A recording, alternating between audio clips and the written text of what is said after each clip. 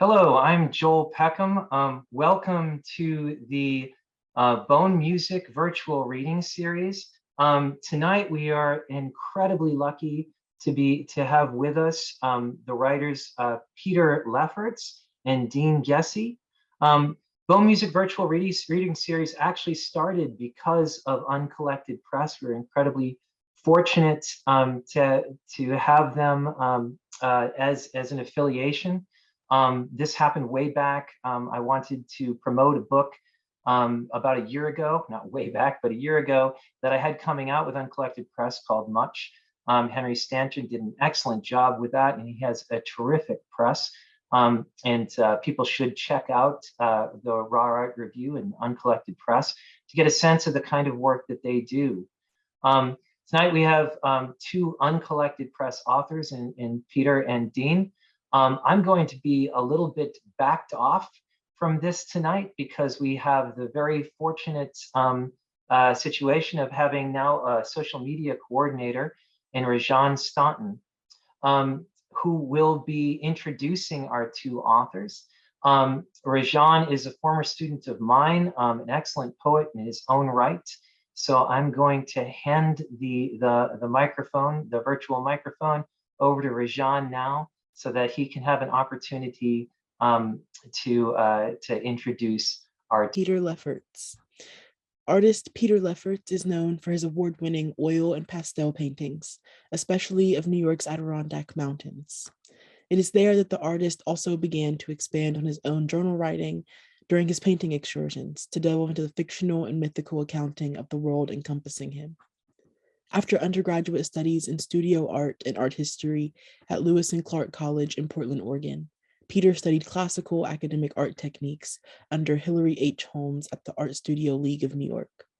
His recent landscape work was juried into the Pastel Society of America's prestigious Enduring Brilliance exhibition at the National Arts Club in New York City. Tonight, Peter introduces his debut novel, With the Kek Kek Saw, an animist fable he describes as an adventure story steeped in love and hope for the world. Itself a labor of love 10 years in the making, What the Kek Kek Saw was published in January of 2022 by Uncollected Press to growing acclaim. Print paperbacks are available at the publisher's website, and I'll put that in the bio or in the chat for everybody, at therawartreview.com and major book retailers online. For more of Peter's writings, visit the Writers Forum at the Heart of the Healer Shamanic Mystery School website. To follow the adventures of Paco Piet, a 6-episode chronicle of the author's ceremonial wilderness pilgrimage in communion with the mountain deities and their celestial guides. He is also a contributor to an upcoming book on shamanism to be released by Sacred Stories Publishing later this year. To learn more about Peter and his catalog, including works in progress, visit his Instagram and www.peterlefferts.com. Without further ado, Peter. Good evening, everybody. And thank you for the introduction, Rajan and Joel. Thank you for hosting. Dean, that was quite marvelous and potent work there. And it's a delight to be with you this evening. So I will be reading from What the Kek Kek Saw, chapters 1 and 2 this evening. And I would like to just proceed for those who have read the book or are about to. You may wonder who the book is dedicated to. She was my pet raccoon when I was about 12 years old, over 50 years ago, something probably not possible today. She returned to the wild. She was not caged, and she would sleep on my pillow. And it has left me with a lifelong impression. To her, I dedicate this book.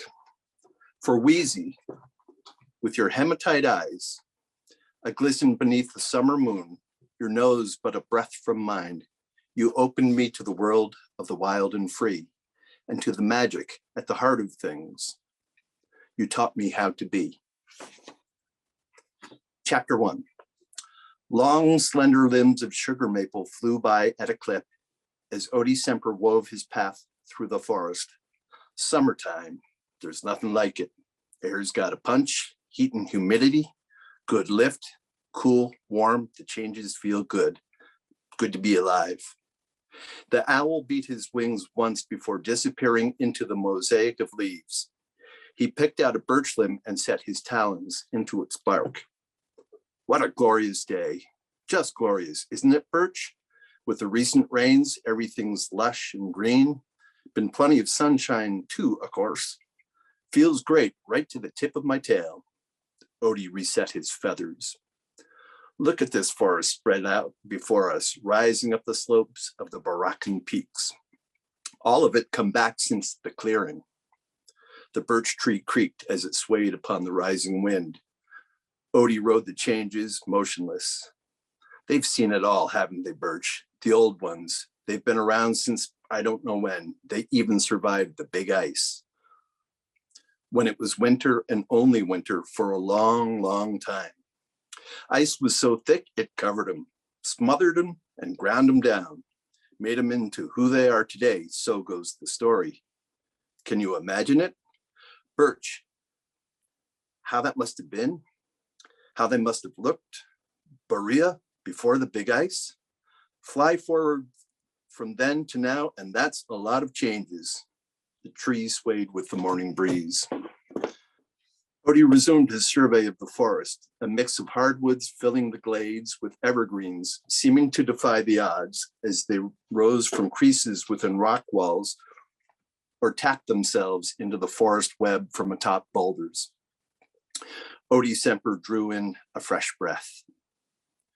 Since the clearing, Berea is a thriving, full-fledged forest again. We haven't messed with the two-legged in a long time, and they haven't messed with us either. Our world has come back to how it should be. The owl rolled his shoulders, twisted himself, and straightened his head, his eyes scanning the woods. The birch's branches rose and fell on the breezes, fresh in the wake of the most recent thunderstorm. Odie reset his talons and resumed his conversation. But think about them, these mountains, the biggest things in our world, and yet they don't always come out on top. That's what I'm saying. Shows you things in a bigger way. Does for me anyway. Maybe for you too? Anyway, I'm off. Got work to do. Places to be, woods to watch. Stay well, old friend. Always good to be with you. Odie dropped from the limb and took to wing, flying from the birch grove through a mix of spruce and balsam fir. Been raining lots, spilling down like moose juice over the ledges. Guess it's good for the ponds and bogs. The woods in general. Keeps fire away anyway. That's good. Here we go. Time to get to it. Back to work. Good morning, and how's my favorite spruce today? What a rain this morning, eh? Odie locked his talons into the lichen encrusting the branch of the spruce towering over the junction of several common footpaths used by a host of passersby. Always shelter from the storm. I'm grateful to see you for that, old spruce. You're good at holding ground. Odie eased his grip. Always good sight lines too, especially at this time of year. Thank you for that. The owl scanned the woods. Well, now, you don't say. Folks have been through here already this morning. Let's have a look. Odie stretched his feathers a moment before resetting his wings. The bird focused on nothing in particular. Time to watch. Watch the woods. Watch the woods. Watch these woods. For what? I don't know, but I'm sure going to find out. But first, I need to know who. It's the better question. Better than what? Without a doubt, it's better than why. Because when you know who, everything else falls into place, lines up like you'd expect, like the twirl of bristles on a cone, which makes it easier to understand why. Because that's the last thing you're going to find out anyway. Otherwise, it crows at you. Caw, caw, caw. Doesn't let up either, does it? It pecks and it pecks. What you need to know, what you want to know is, whoo, Odie Semper called out. Something about this place right now just doesn't feel right. Something's up. Change is not just coming, they're here. Came in fast too. These woods have had their share of troublemakers. Always have, probably always will. I know that better than anybody. I find them out. Opportunists mostly, looking for the easy mouse. Don't get me wrong, we're plenty good in Berea, but there's always those few. Why they do what they do, I do not know. One is all it takes. Might never know, probably not. But I know who they are. Even if I've never seen them before, I can pick them out. Not necessarily troublemakers, but game changers. Don't bother with the why until you know the who of it. Odie stretches wings and reset his feathers. Things were drying out. He refreshed his stance upon the branch. Yeah, well, I'm careful though. I don't get caught up in bug brain beliefs. Pellet purge, if you ask me. Noisy wings. Nope, I don't. Ha, it spins my head around just to think about what some people might do. Odie spun his head just shy of a full circle at the crack of a stick below him. His eyes, bottomless pools of black, scanned the woods. Hoo, hoo, hoo, hoo, he called out from the spruce, its lichened shroud dripping from the pre-dawn cloudburst. Hoo, hoo, hoo, hoo. First of all, there's Jexus Yodi. He's back, I'm sure of it. I saw him again just before thunder and rain set everyone ducking for cover. I know it was him. Tail up, nose to the ground, no mistaking it. It was him. But I lost track of him in the thick of it, and I'm just not sure where the old dog's headed. Makes my gizzard growl. Odie tightened his eyes in thought. Jexus Yodi, back in the wood. What's he up to this time? No, I can tell you. I'll tell you this, given the chance, that coyote will snatch up anybody. It's game over. Whack! In a flash, some nut plucker, lost in a reverie of beech nuts, or some mouse chaser, nose in a hole, is gone. Snatch. Odie fluttered, his eyes wide. Hoo, hoo, hoo, hoo. I'll raise my pitch. Hoo. That'll cut through better. They'll hear that. Figure it out. We'll weave a web, an owl's web of vigilance. Something is up, that I can tell. Odie awaited his answer, perched in silence.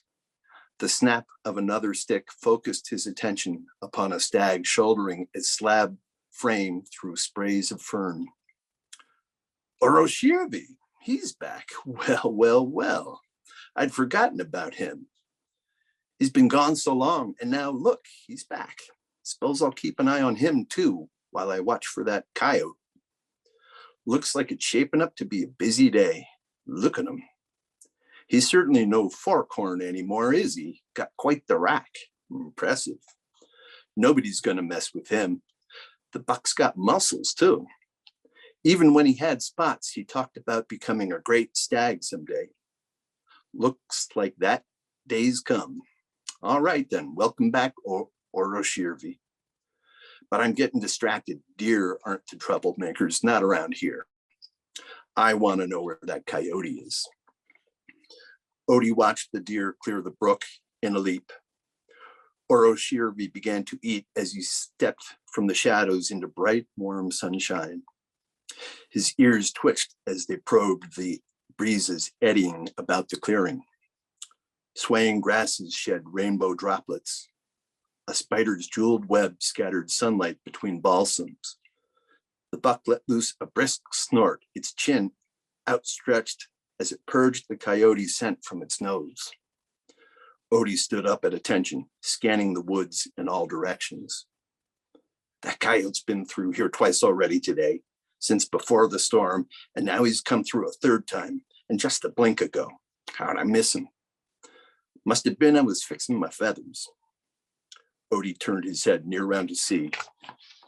A few wing beats away, Jexus Yodi, heading north, trotting lightly up the footpath that had been used by landwalkers for countless seasons. He's headed to the esker. If he keeps heading that way, he'll end up at Great Pine. Of all people, what would a coyote want from her? Mama Furrow. And look at him strut all tall and proud, tail flitting like a butterfly. A shiver released out Odie's tail. He's up to something. I know he is. You know, it's not good. And you know as well as I do, he's not strutting around here alone. Not Jexus Yodi. I've never liked him, never trusted him.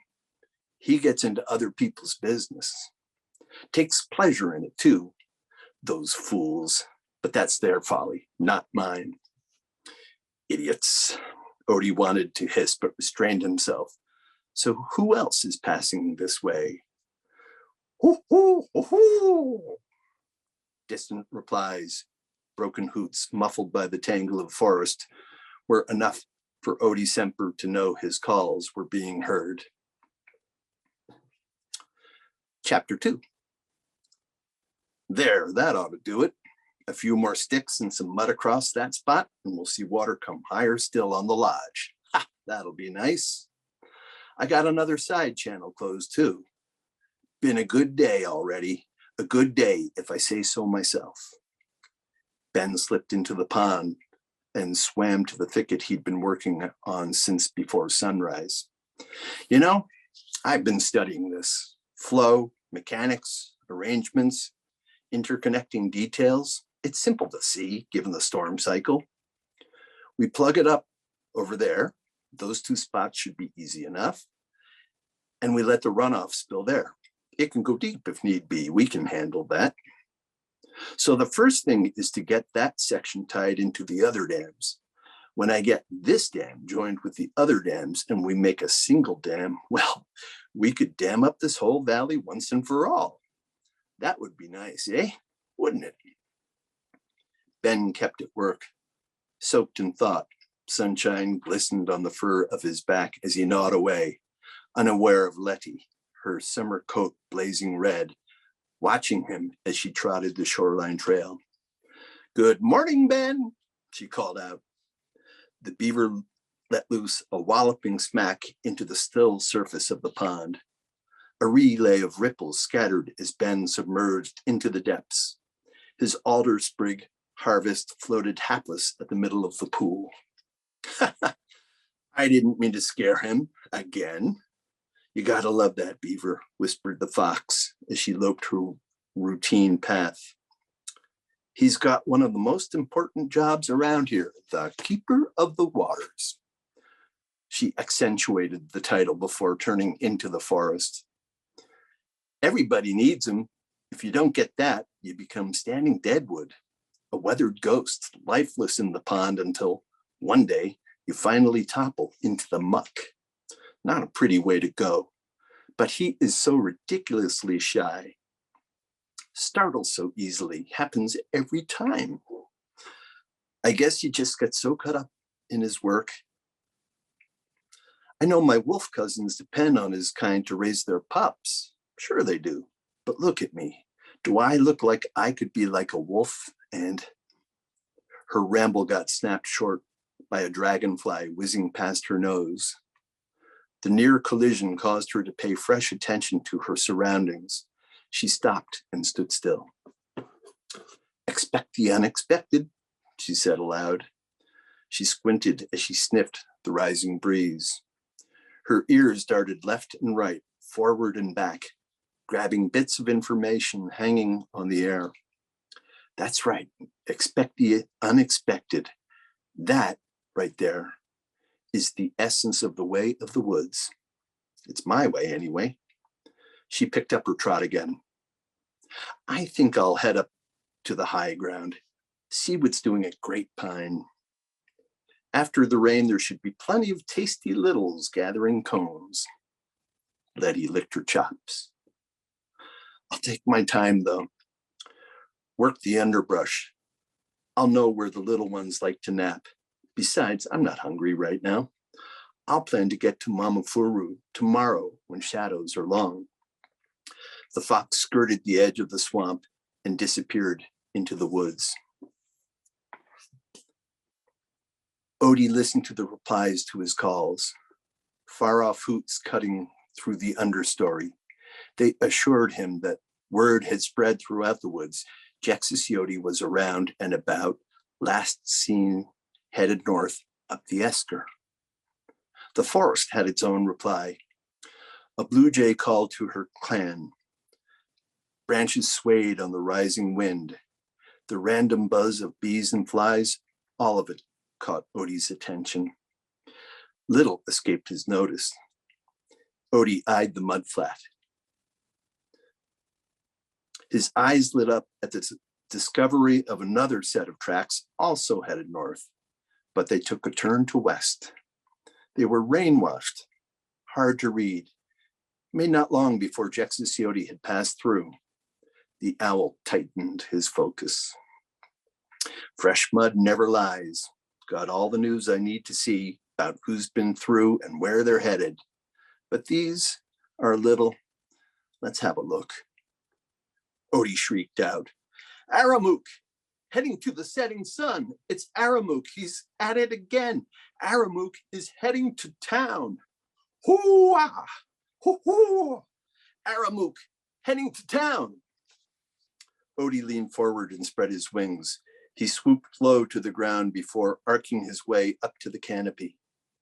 He crossed over the bog to land upon a branch midway up the trunk of a beech tree, its smooth bark riddled with holes, repeated at regular intervals up and down the trunk. Bear tree, said Odie. Odie, said Bear tree. I'm looking for Coley. I need to find him, said Odie, catching his breath. The tree listened with eternal patience. Tracks, raccoon tracks, headed north, great pine, but turn to the setting sun. Bear tree, the trail to town is that way, under the setting sun. I fear Aramook is headed to town. If he is, there'll be trouble for us all. What is it with Aramook and the two-legged? I mean, why does he keep at it? He's tried this before. It was a disaster, Bear tree. I just saw Aramook's tracks back there on the trail. I never thought he'd be so nut-brained as to do it again. What's gonna happen? Bear tree, I need to find Coley. Wind rustled through the beach. Yes, I understand. Coley Bear is to the south. He is not far. Bear tree answered Odie in a cadence of few words, a gradual drawl, born of years providing guardianship to bear cubs sent to safety up the tree by their mother, their young claws scoring permanent marks in the beech's pale bark. Coley himself has often dug his claws deep into the tree when restaking his territory. Bear tree bends to these demands with the quiet resolve of a hardwood graced with sapling resilience to prevail over nature's most ardent forces. Some say that lightning will not touch Bear tree, nor his kind. If you leave now, you will be upon him like a wind. Coley Bear is with the Kek Kek. He is in story circle. Bear tree spoke no more.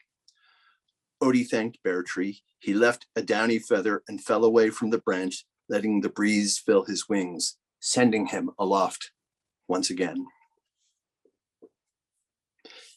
Kek Kek, Kek Kek, Kek Kek, Kek Kek, Kek. That's how you sound to the rest of us when you're at your gathering, little ones. Us, we who are not of your kind. To the rest of us, you and your stories, it's meaningless chatter to our ears. Your cluck, croak, and ribbit, hopeless for us to understand. So then, why try? Why should we attempt to speak amphibian? So we call you by how we hear you, Kek Kek. It's easier that way, for us that is. Every summer, you, your kind, gather in the shallows to call out your stories. Stories of heroic journeys and grand adventures. Stories, Kek Kek, of bravery. Stories of things gone right and stories of things gone wrong. All of this is ahead for you. For the gathering, dear ones, marks the triumphant return from the journey that every Kek Kek will undertake. Coley adjusted himself. More on that in a moment. I'm sure you'll have questions. The Kek Kek fidgeted upon the spruce duff. The sitting bear towered over his diminutive audience. But first, I'm going to tell you a story. Odie flew silent between the cool drink of shadow and the shafts of steaming yellow sunlight. Carving through the changes felt good on the tips of his wings. Coley's tracks weren't hard to find. I know where he's headed. I should have guessed. The black spruce grove deep in the swamp. Might be his favorite, depends. But on a day like this, hot and steamy, of course, mosquitoes for the Kek Kek, perfect. Coley ignores him. With his coats, those buggers don't stand a chance. He's in no hurry, that's plain to see. He had time to snack. Blueberries sure are plenty this year. But I've got to get to Coley Bear as soon as I can. We've got to stop that raccoon. Thank you.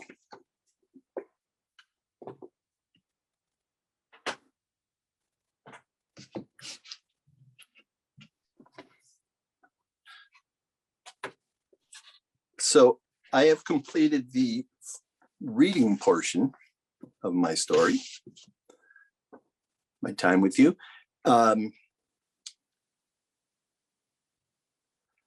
I will comment that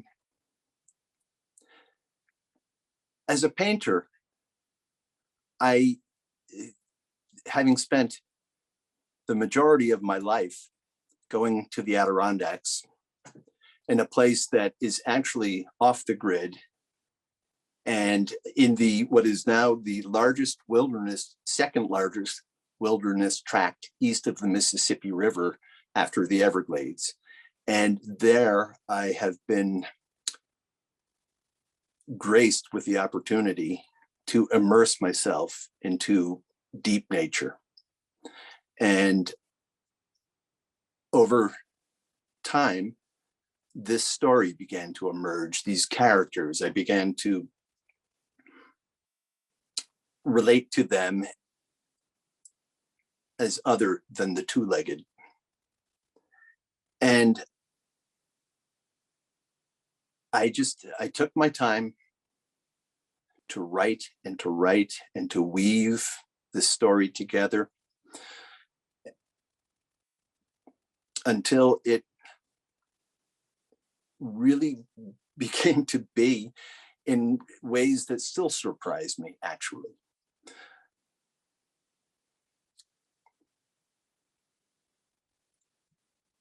I found that through words, I could convey something about nature and our connectedness with nature that I've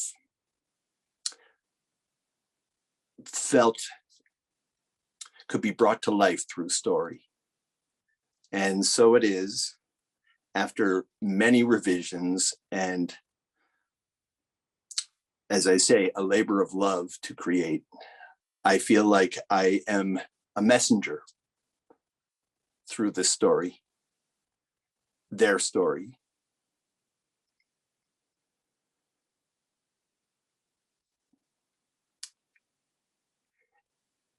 Ultimately, it's a story about love and hope for the world.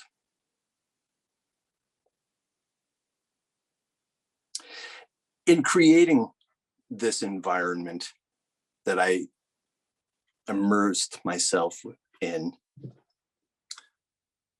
and using animals as characters, creating a fable, I knew I wanted it to be of a realism, although there's magic in the story, but of a realism, of a real kind of natural world where it is a world of predator and prey.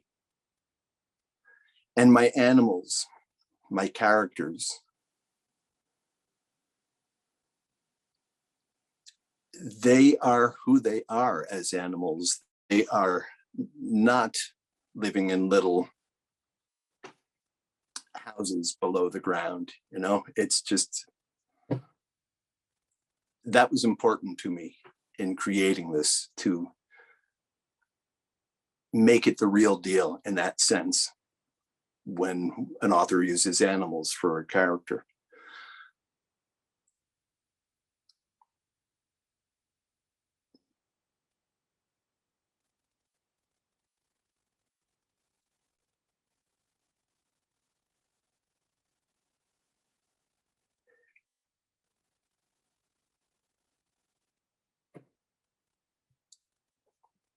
I think ultimately,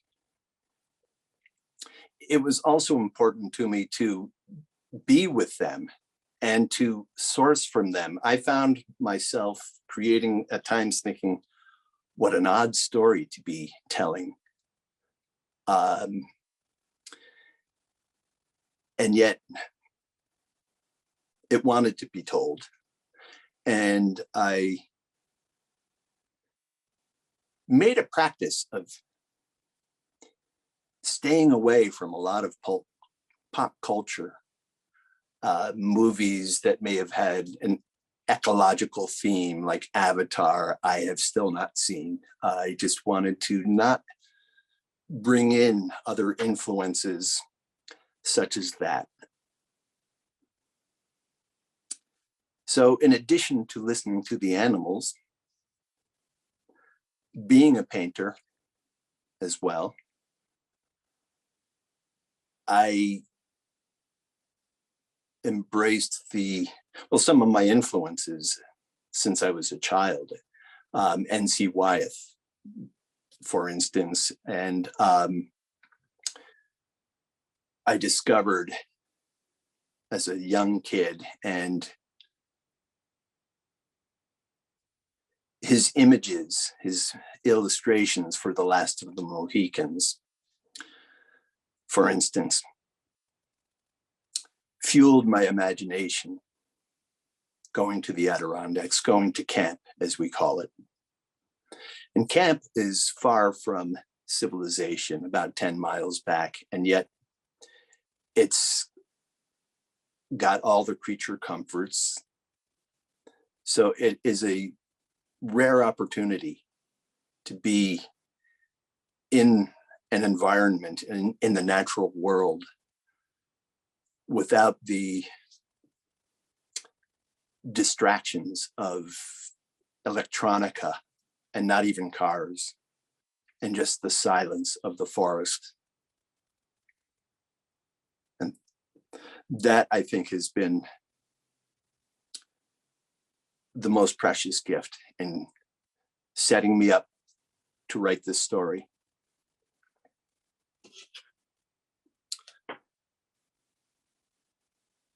I certainly thought about other influences, such as The Wizard of Oz, with its magic and enchantment. And in fact, and The Wind in the Willows, of course, would be another enchanting tale.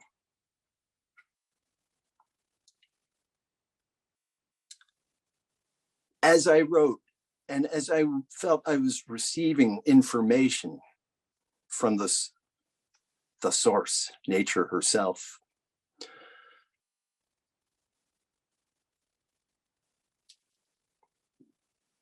I expressed things that I wasn't even sure about, I suppose. And I had wanted at some point to, I felt like I wanted some sort of validation, verification of what I was talking about. And now this is 10 years ago, and now I find there's lots of publications about the mycelial web, the connectedness of nature and of all life. And I think that that is a key important element for me. And you may have heard me refer the animals, Odie referred to people. Well, I think an important aspect of the story is this notion of personhood, that all beings have a sentience and a right to personhood. And within that is the ebb and flow and ever seeking a balance. So I think with that, I will leave it there. Rajan?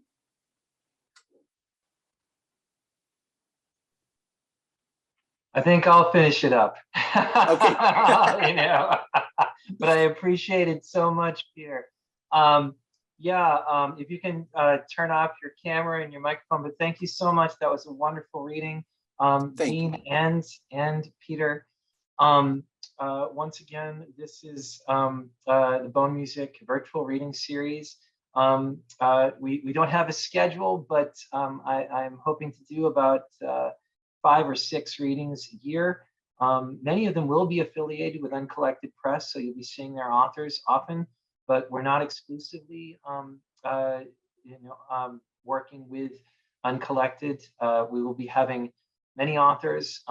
We recently had Rajan, in fact, reading along with Tawanda Malalu and my son Darius Adifat Peckham, and we'll have many others in the future. And thank you so much for being here and paying attention and listening to these great words. Thank you again, Dean and Peter and Rajan, and signing off from the side of a hill back in the woods by Four Pole Creek in Huntington, West Virginia. This is Joel Peckham and the Bone Music Virtual Reading Series.